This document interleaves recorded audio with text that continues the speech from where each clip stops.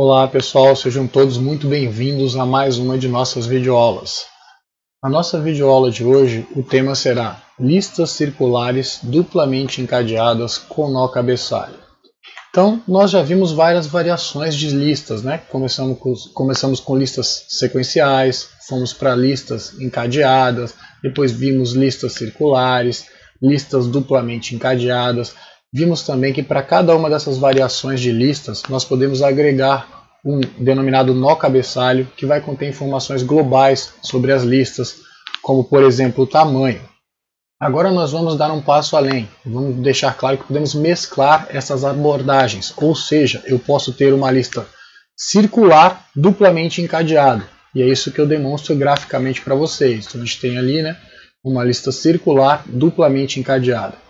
E a gente pode ainda acrescentar a essa estrutura um nó cabeçalho. Então nós podemos ter uma lista circular duplamente encadeada com um nó cabeçalho.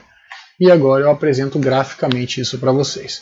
Só que cabe aqui uma ressalva, que é a seguinte. Percebemos ali, né, no exemplo gráfico demonstrado, que a nossa lista circular ela contempla o nó cabeçalho como um dos elementos do nosso círculo. Isso é possível por conta da simplificação que a gente fez considerando a manipulação de uma lista de valores inteiros e considerando que no nó cabeçalho vamos guardar apenas a informação referente ao tamanho da lista. Então, nesse caso, temos uma similaridade, né, com a estrutura, ou seja, a mesma estrutura do nó cabeçalho é a estrutura de um nó elemento. E aí podemos então inserir nessa sequência do círculo da lista o nó cabeçalho. Tá bom? Então deixo ali essa ressalva destacada para vocês. Vermelho. Tá bom? Mas vamos então seguir adiante. Quero demonstrar para vocês agora, né, a definição do que vem a ser a estrutura de um nodo. Então notem que não há nenhuma diferença da estrutura de um nodo que nós tínhamos para uma lista duplamente encadeada. Tá certo?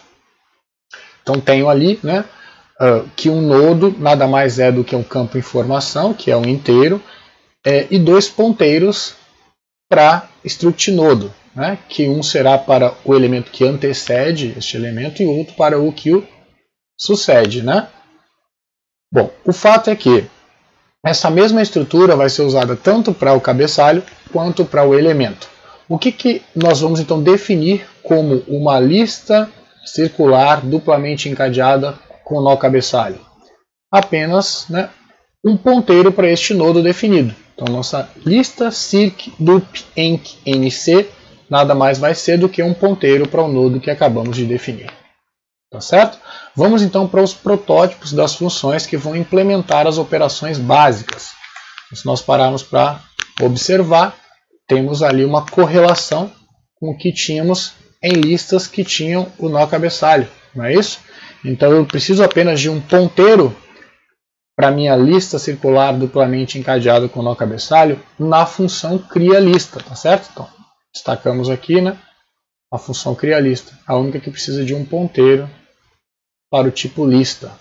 Todos os demais não precisam, por quê? Porque a única função que vai precisar alterar o endereço externo, que faz referência ao endereço do nó cabeçalho, é a função cria. Tá bom, pessoal?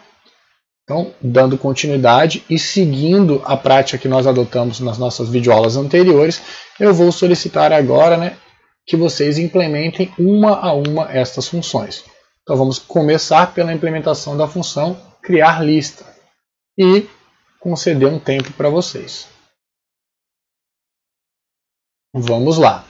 Então, basicamente, o que consiste criar uma lista circular duplamente encadeada com nó cabeçalho? Reservar área de memória para o nó cabeçalho e inicializá-lo adequadamente, bem como a referência externa para que passe a apontar para este nodo cabeçalho que acabamos de criar. Tá certo? Então, primeira coisa é fazer a tentativa da reserva de memória dinâmica para o nó cabeçalho. Tá bom, pessoal? E aí precisamos nos certificar se efetivamente esse nó foi reservado, né? Vamos fazer isso usando, né, o retorno de malloc, que agora se encontra armazenado em *PL. Então vamos usar um if para tal, né? Lembrando que quando o malloc não consegue reservar a área dinamicamente, ele vai retornar um ponteiro null, que equivale ao falso. Então nego o retorno, se ele retornou null é falso, ao negar o falso eu tenho o verdadeiro, entro no if, e aí vou apresentar uma mensagem para o usuário na saída padrão, indicando que ocorreu um erro, né? Memória insuficiente, e neste caso faço a opção por finalizar a execução do meu código. Então tenho ali o exit 2, tá? Lembrando que eu mencionei anteriormente, mas reforço que eu poderia ter, por exemplo, um tipo de retorno em CreaLista. Esse tipo de retorno seria, por exemplo, um inteiro, e aí eu retornaria, né, um valor 0, dizendo que tudo ocorreu bem, né, na minha criação da lista, ou diferente de 0, dizendo que ocorreu algum problema, como, por exemplo, o fato de não conseguir reservar área para o nó cabeçalho. E aí, na função que eu chamei CreaLista, eu trato esse retorno. Tá bom, pessoal? Mas vamos lá. Então, uma vez reservando área para o nó cabeçalho e me certificando de que a reserva foi feita com sucesso, eu vou agora inicializar esse nó corretamente, bem como a referência externa. Então tá lá. Primeira coisa, na verdade não preciso me preocupar, perdão, com a referência externa, porque eu já fiz a alocação armazenando o retorno de malloc na minha referência externa. Tá bom? Então, efetivamente, se a reserva foi ok, o valor, né, de memória, posição de memória, onde se encontra o nó cabeçalho já se encontra na referência externa. Preciso só agora inicializar os seus campos. Então começamos pelo inf, né, já que eu estou criando uma lista, o tamanho dela inicialmente é 0, e é isso que eu faço, atribuindo para 0. E agora, tanto o nodo que antecede o cabeçalho, quanto o que vem após ele, o que o sucede, vão ser ele mesmo. Então eu vou inicializar, né, o meu nodo cabeçalho no campo ant e no campo proxy com o valor da minha referência externa. Tá certo, pessoal? Bom, nisso se resume a implementação da função CreaLista. Vamos agora então para a solicitação para que vocês implementem vazia. Como de praxe, um tempo para vocês e vamos à implementação. Bom, aqui se resume verificar se uma lista é vazia. Eu preciso apenas fazer uma verificação sobre o tamanho da lista, né?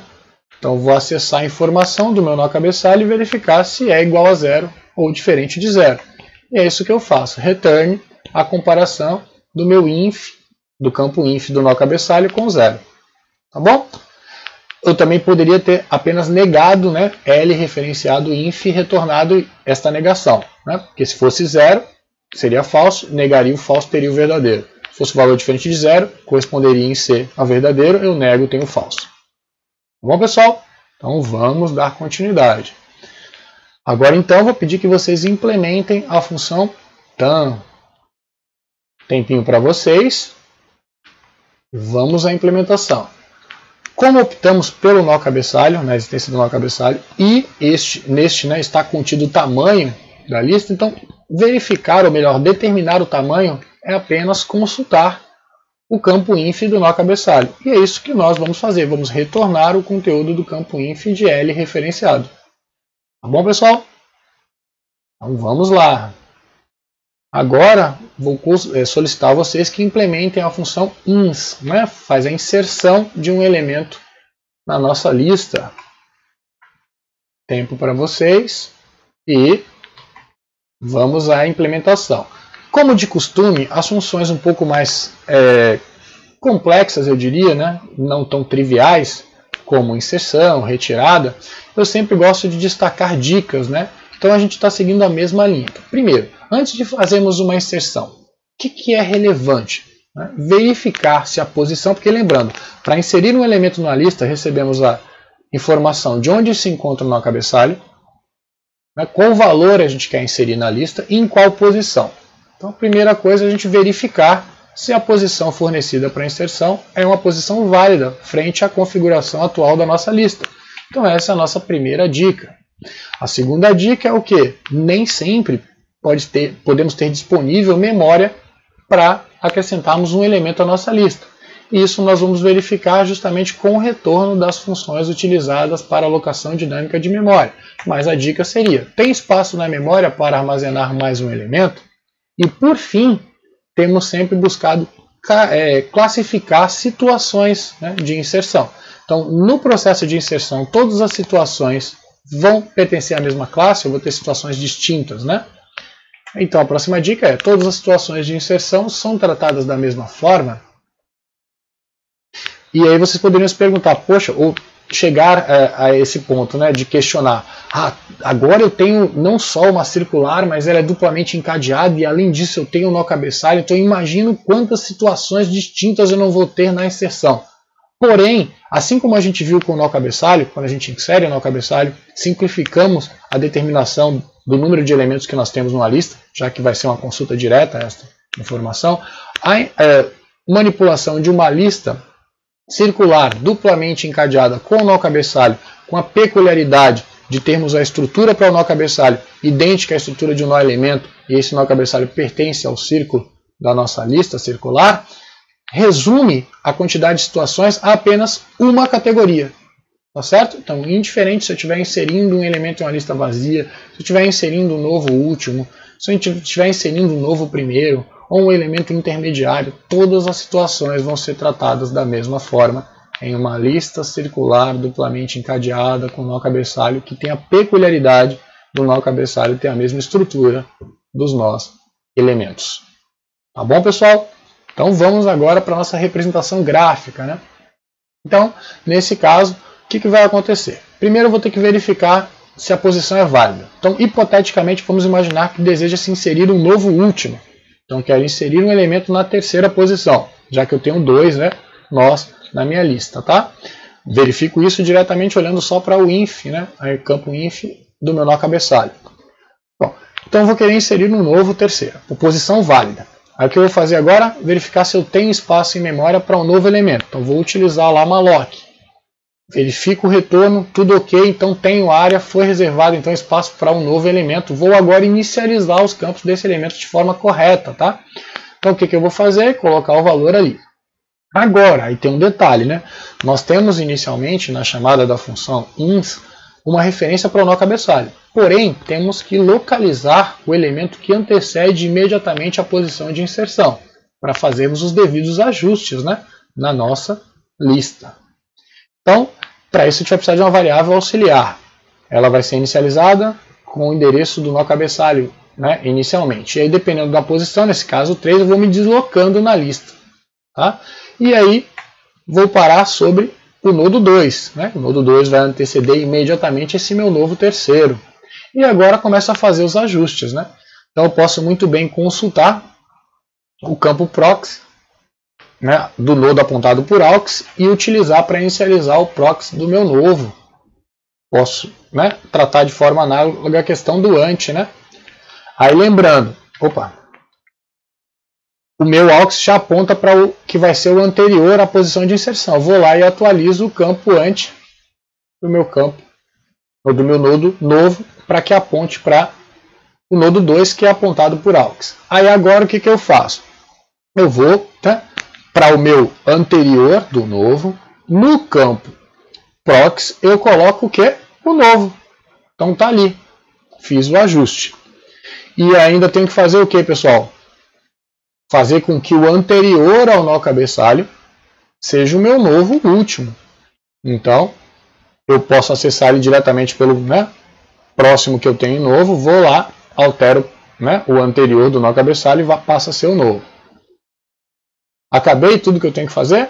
Não, preciso ajustar, né, o tamanho da minha lista no meu nó cabeçalho. Estou lá no campo inf, vou lá e atualizo.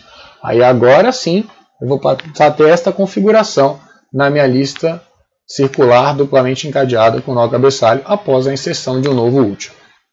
Tá bom, pessoal? E lembrando que esses passos vão ser os mesmos para a inserção de um elemento em qualquer posição.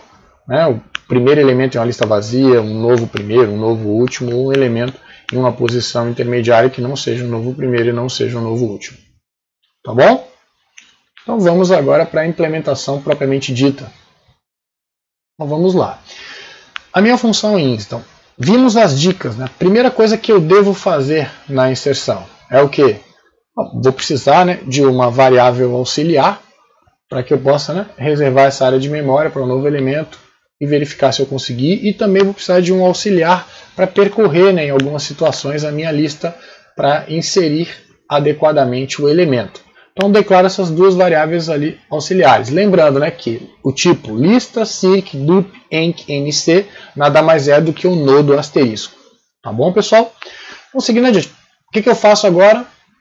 Vou verificar se a posição de inserção é válida. Faço isso por intermédio deste if. Né? Então, se porventura a posição de inserção for inferior a 1 ou superior a tamanho mais 1, trata-se de uma posição inválida para inserção. Vou entrar no if, formo isso ao usuário através de uma mensagem na saída padrão e faço a opção por finalizar a execução do meu código. Tenho o meu exit ali. Tá bom? Se eu não entrei neste if, significa o quê? Opa, tem uma posição de inserção válida.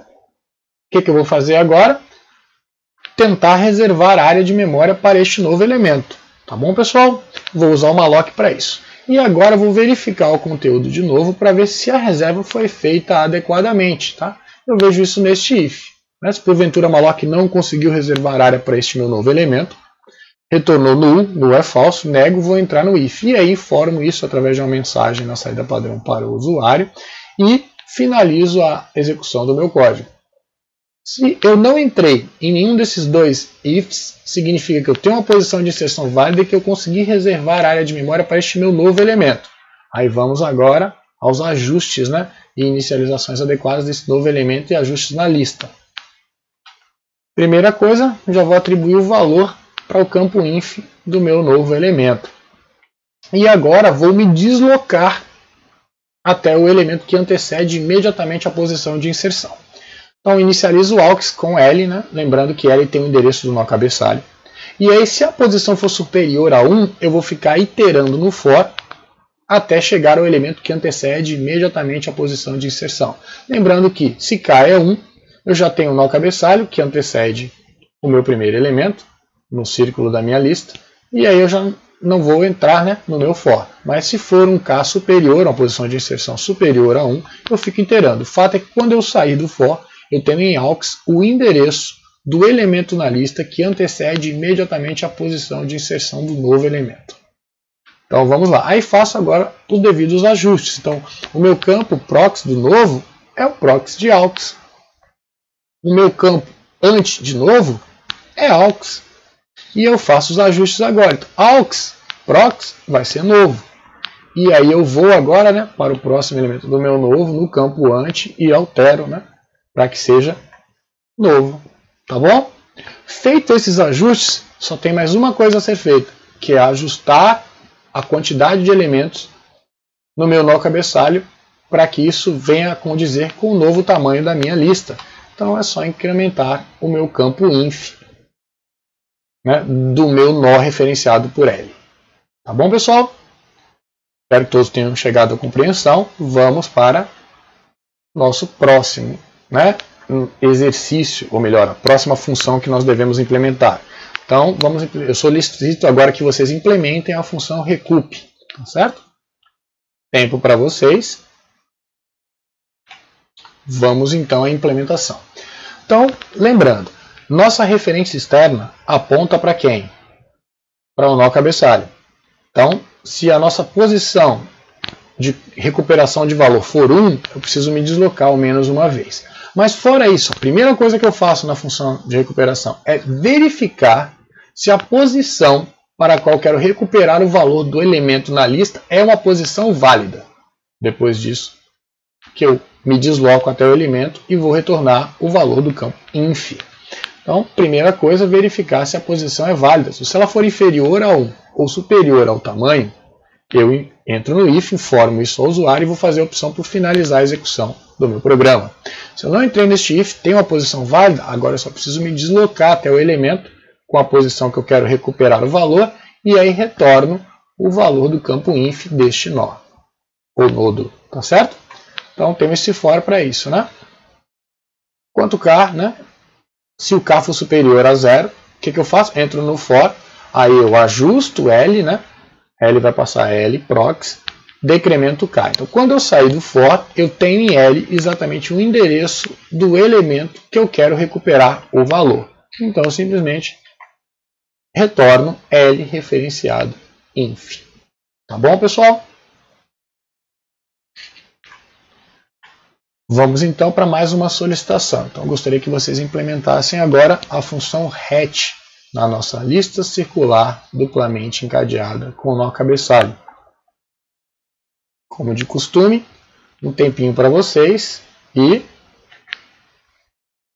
vamos para as nossas dicas, né? Sou um cara generoso, então antes de mais nada, algumas dicas para vocês compreenderem melhor, né? Antes da nossa codificação. Então vamos lá. Primeira dica, verificar se a posição de retirada é válida. Então tá ali, né? Posição é válida para a retirada. Depois, de forma análoga ao que a gente tem trabalhado, né, nas listas em outras modalidades, sempre há a quantidade de situações que se apresentam em uma inserção é igual à quantidade de situações que se apresentam numa retirada. E a próxima dica seria essa, né? Todas as situações de remoção são tratadas da mesma forma, e aí vimos que na inserção todas são tratadas da mesma forma. Então, para a retirada, a mesma coisa vai acontecer. Antes de irmos para a codificação, como de costume, vamos ver uma representação gráfica do processo. Então vamos lá. Vamos imaginar então que eu quero retirar um elemento. Esse elemento, sei lá, vai estar no meio da lista. Vamos retirar o nodo 2, tá? Vou precisar de uma variável auxiliar para percorrer a lista e me posicionar sobre o elemento que eu quero retirar, tá certo? Então neste nosso caso aqui, onde desejamos remover o segundo elemento, o elemento na posição 2, temos ali nodo 2. Lembrando que, claro, antes disso, né, eu verifiquei se a posição de retirada era válida. Neste exemplo, em que eu tenho só 3 elementos, as posições válidas são primeira posição, segunda e terceira. Nesse caso, estamos removendo o elemento que está na segunda, uma posição válida para a retirada. Tá bom, pessoal? Então vamos lá. Minha variável auxiliar agora, né, tem o endereço do elemento que eu quero retirar. Lembrando que ela foi inicializada com o endereço do nó cabeçalho e eu fui me deslocando até me posicionar sobre o elemento que eu quero retirar. Tá bom? Agora que eu tenho, né, em AUX o endereço do elemento que eu quero remover, eu posso fazer os devidos ajustes. Então eu posso ir para o campo, né, o nodo apontado por ante, no meu nodo 2, e mudar o campo proxy para o proxy do nodo 2. Eu faço esse ajuste. Posso ir para o nodo 3 através do campo proxy de nodo 2 e mudar o campo ante desse nó para o anterior ao nodo 2, né, o que eu tenho no campo ante do nodo 2. Faço esse ajuste. Já ajustei então a minha lista, mas porém preciso ainda atualizar a quantidade de elementos que eu tenho na lista.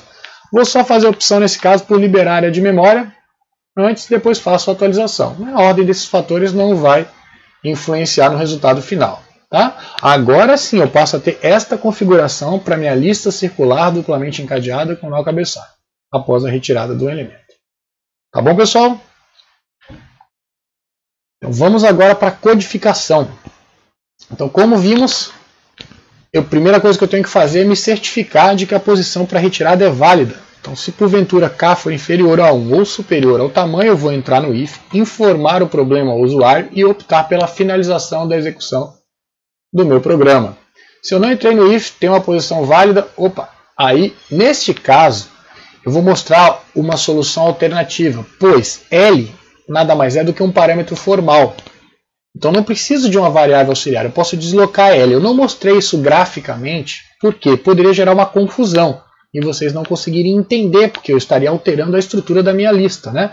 Porém, lembrando, L é um parâmetro formal, uma variável, uma pseudo-variável local, né? O parâmetro formal é local a função, vai receber um valor externo, depois da execução, L é liberado. Então eu não vou alterar o meu endereço externo fora do código aqui. Não tem nenhuma alteração, tá?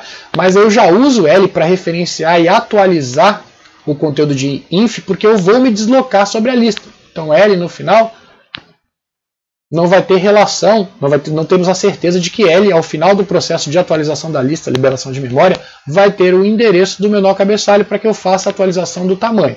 Então, uma vez que eu entrei para a retirada, me certifiquei que a posição é válida, então eu sei que vou remover um elemento daquela posição. Já atualizo a quantidade de elementos. Aí agora sim eu posso usar, né, um for para me deslocar sobre a lista até o elemento que eu quero remover. Então, se K for superior a 1, né, o menor valor válido para K seria 1. Então eu já me desloco do nó cabeçalho para esse primeiro elemento, vou entrar no for, né, verifico aqui, entro no for, decremento o K para que eu saia, né, no momento que ele deixar de ser superior a 0. Poderia ter só K aqui também, né? Tá certo? Aí o que eu faço? Entro, decremento e atualizo L para Lprox. O fato é que quando eu sair do for, eu terei em L o endereço do elemento que ocupa a posição que eu quero retirar da lista. Tá bom? Aí o que eu faço? Faço os devidos ajustes. Como eu mencionei, posso ir para o elemento que antecede L. No campo proxy eu atualizo ele para que passe a ter Lproxy. Depois eu vou para o elemento que segue L. No campo ante eu atualizo para que ele tenha L ante. Tá bom? E agora, por fim, eu simplesmente libero a área do elemento apontado por L. Tá bom, pessoal? Fiz a retirada. Espero que todos tenham atingido a compreensão. Vamos então para a solicitação da implementação da última função que contempla as operações básicas sobre essa nossa lista circular duplamente encadeada com nó cabeçalho. Tempo para vocês. Vamos então à nossa implementação. Então eu vou me valer de uma variável auxiliar, né, para guardar o endereço do elemento que eu quero liberar a área de memória e atualizar, né, o meu L para o próximo. Vamos ver isso na prática. Então, vou utilizar uma variável tan, vou armazenar ali o tamanho, tá certo? E vai ser a quantidade de vezes que eu vou precisar liberar elementos. Lembrando, né, que eu vou precisar liberar um elemento a mais do que o tamanho, que eu preciso liberar o nó cabeçalho. Então, temos um do while aqui por isso, porque eu pelo menos uma vez tenho que liberar um elemento que é o nó cabeçalho. Mesmo que eu tenha uma lista vazia, eu tenho ali a área sendo ocupada pelo nó cabeçalho. Tá? Então, por isso que eu tenho um do while, que é uma, como é que eu vou dizer, um laço de repetição que garante uma execução, mesmo que a função lógica que controla o laço nunca venha a ser verdadeira. Tá bom? Então vamos lá. Abro o bloco, o meu do while, e aí salvo, né, o endereço de L em aux para poder liberar, né, esse elemento apontado por L, atualizo L para Lproxy e agora libero o elemento. Tá bom, pessoal? E agora tenho o meu while ali. Qual é a minha expressão lógica? Tan menos menos. Aí lembrando, eu estou utilizando o operador de decremento pós-fixado. Então primeiro eu consulto o tamanho, utilizo ele na verificação da minha expressão lógica e depois eu atualizo. Então vamos pensar aqui na situação onde eu tenho, né, uma lista vazia e tenho só o nó cabeçalho. Então entrei lá no meu do while, salvei, né, o endereço do nó cabeçalho em aux, passei para proxy, que é o próprio elemento, liberei a área, então eu tinha 0, né, lembre-se disso, uma lista vazia, então 0 é falso, saio. Aí depois eu decremento esse tan que é 0 para que vai passar menos 1, mas eu já saí do while, não tenho mais nada a fazer, acabou a função. Tá bom, pessoal? Então, finalizamos a implementação das nossas, né, funções básicas. Agora, um exercício para a gente poder, né, praticar um pouquinho mais. Então, quero que vocês implementem no nosso tipo abstrato de dados lista circular duplamente encadeada com nó cabeçalho a seguinte operação, né? Inverter lista é do tipo void e recebe como parâmetros uma lista circular duplamente encadeada com nó cabeçalho. Tá bom? Essa função faz o quê?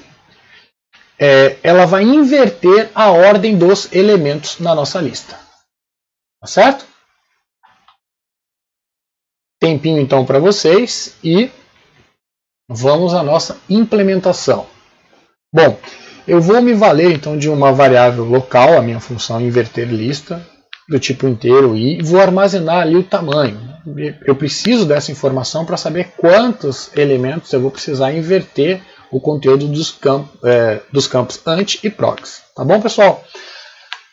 O meu if ali é só para me certificar de que eu preciso fazer algo. Porque se eu tenho uma lista com apenas um elemento, eu não tenho nada a fazer, né? Porque eu tenho minha referência externa apontando para o nodo cabeçalho. O nodo cabeçalho tem como próximo um único elemento. O único elemento tem como anterior o nó cabeçalho. Como próximo do único elemento é o nó cabeçalho. Como anterior do nó cabeçalho é o único elemento. Eu não tenho o que fazer. Se eu inverter, eu vou ficar com os mesmos valores nos campos. Tá certo, pessoal? O que eu quero dizer é que no meu nó cabeçalho, o campo ante e proxy, ambos têm o mesmo endereço, que é o do único elemento. E o único elemento, tanto no campo proxy como ante, tem o mesmo endereço, que é o endereço do nó cabeçalho. Tá? Então, só se eu tiver uma lista com mais de um elemento que eu preciso fazer algo no que tange inverter a ordem dos seus elementos. Tá bom? Essa verificação que eu faço no if. Então, se eu entrei no if, eu tenho mais de um elemento, preciso fazer operações para ajustar a minha lista à solicitação do enunciado, que é inverter a ordem de seus elementos. Então, vamos lá. Preciso de uma variável auxiliar, né, para que eu possa fazer essa troca.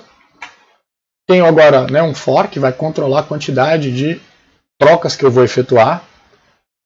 Primeira coisa aqui, ó, eu atualizo o i, eu incremento em unidade. Por quê? Porque eu tenho o nó cabeçalho. Eu vou precisar fazer a inversão também dos seus campos ante e prox. Tá bom, pessoal? E agora, né, i vai ser a minha expressão lógica. Então, quando ele for diferente de 0, eu vou ficar iterando. O que eu faço dentro do meu for?